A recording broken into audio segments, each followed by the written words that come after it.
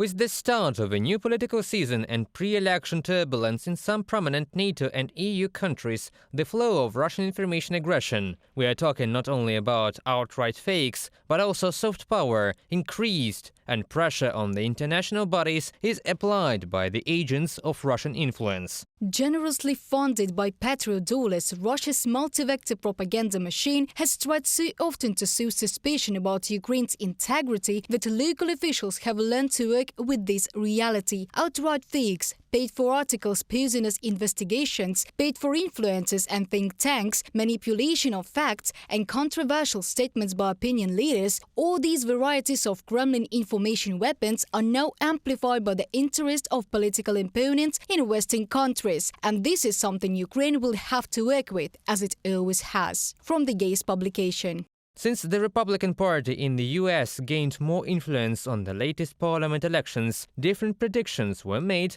about the future of American military aid to Ukraine amidst the Russian unprovoked invasion. But the majority of the Republican Party supports the Ukrainian war effort as it allows to destroy the Russian army without losing a single US soldier, politicians say. If Putin gets away with what he is doing in Ukraine, he will continue to move into Europe, and China will probably invade Taiwan. If you don't understand this, you have missed a lot of history lessons. The Ukrainian people took back half of their territory in 18 months, and not a single American was killed. NATO has grown, the Russian economy is collapsing, the Russian army is destroyed. It was a good investment for the American people. Lindsey Graham, United States Senator, in a comment to Voice of America.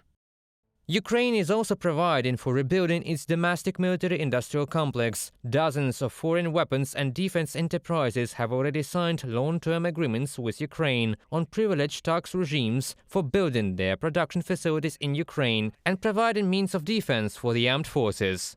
I am pleased to announce in this format, secondly, that Ukraine is developing a special economic regime for the defense industrial complex to give all the opportunities to realize their potential to every company that works for the sake of defense in Ukraine and with Ukraine, or that wants to come to Ukraine. Hence, defense cooperation with Ukraine is beneficial to the United States as it minimizes the chances of destabilization in other parts of the world, for example, in the Taiwan Strait or Middle East. Reported by Pavel Stelmach, UATV News.